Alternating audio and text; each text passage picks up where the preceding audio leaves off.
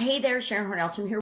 Welcome to day 83 of our Get Your Goals annual challenge. Do one thing every day to get what you want. This month, the whole month of March, we are focusing on mental well-being, mental health, whatever you call it, but the mental areas and aspects of our life. And yesterday, I introduced the topic of NLP, neuro-linguistic programming, and it's a set of techniques and tools and strategies for either eliminating and changing things that aren't working in our life, or adding and anchoring and making sure that we keep doing and create habits and rituals out of things that do move us in the direction we want to go, which is toward our goals, right? So yesterday, we picked a goal that we're going to work on with respect to our mental well-being. And mine is to reduce stress and thinking around things that really aren't inside my control. So things with other people that I love and care about when they're having challenges, me letting those go and not taking them on personally is the goal in the area I want to work on. So what NLP tools and strategies might I use to apply to that? Or I'm going to share probably 5 at the most because there's so many. I think I've got 10 or 15 listed, but I don't have time to describe all those. So I'm going to quickly describe them. In Guide 17 of the Get Up and Go private Facebook group, you can sign up and join that group. And in there, under Guide 17, starting in February, I did a write-up along with the video for every day. And I'm just experimenting with it. I'm actually using the AI ChatGPT to get more information on the topic we're talking about, just as a test to learn a new technology, which I guess, AI, artificial intelligence, is a new technology, and see what kind of results I get. And so it's not edited, it's not awesome, but it is good information. It's good general knowledge type information, not specific. But under there, I have a sentence or two about each of these different tools and strategies, and even some of them that I'm not going to have time to talk about today. And our action item, I'm going to tell you that right off the bat, is to apply one of these tools or one of these techniques to the goal that you want to achieve. Whether it's to stop doing something or start doing something, to eliminate something from your life or add something to your life. But all around our mindset, our mental well-being, our mental health thinking. And I guess stress is usually, for me, caused by me going down one of those negative spirals of thought. So I guess the goal is to stop a negative spiral as quickly as possible and flip that around, which is one of the techniques. It's called the swish technique, or the swish frame.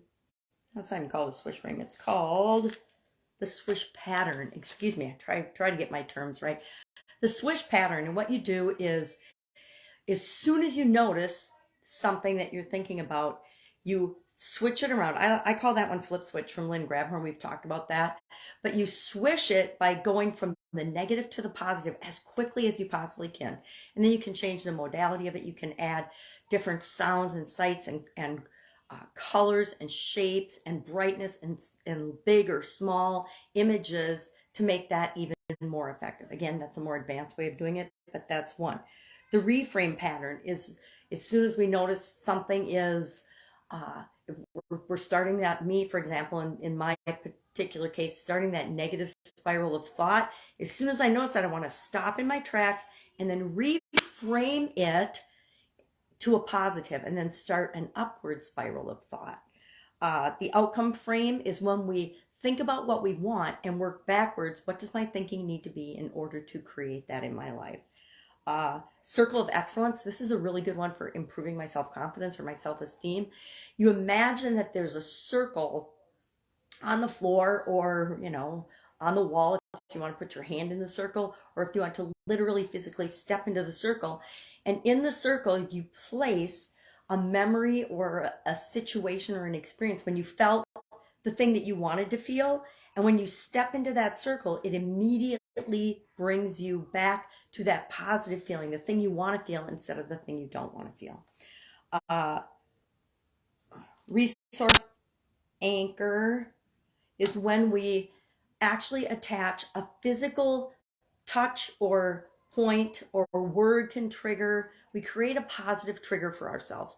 So, for example, when I'm speaking to a group, not when I do my videos, but when I'm speaking to a group in front of a group of live human beings, or, since 2020, Zoom human beings, I have this little ritual that I use to increase my energy And I anchor that with a little hand motion that I created on my walks in the state park several years ago, that immediately, no matter how I'm feeling, no matter what's going on in my life, it puts me in a positive frame, and it increases my energy probably 3 to 5 times what it is otherwise. And I'm a pretty energetic person, but sometimes I need a boost too.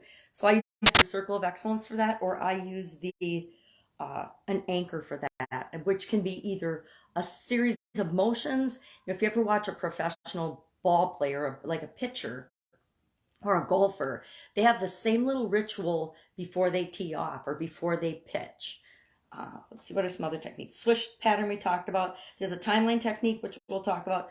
Again, I said yesterday, I will make sure that through the course of this year, I incorporate each and every one of these NLP things, because they're that powerful, and we can use them for every area and aspect of our life to get more of what we want and to eliminate the things that we don't want. So today, what are we going to do? What else have we got? The 6-step reframe, the outcome reframe, the reframe pattern, and that's enough. And then there's the belief change pattern, and there's a bunch. Anyway, I have at least, I don't know, 1, 2, 3, 4, 5, 6, 7, 8, 9, 10, 10 or 12 listed. Not going to talk about them all in detail. You can read the write-up below, but pick one and just apply that to the goal that you want for your mental well-being or mental health, and just try it on. Test it out and see how it works for you. Share in the comments below what your experience was. I will do the same. I don't know which one I'm going to apply today. I will think, because I could actually use all of them. I could twist every single one of them and use it. And so maybe I'll need to use more than 1 or 2 of the strategies to change that belief and change that and get my goal. All right, any questions, ask. Otherwise, I'll be with you tomorrow.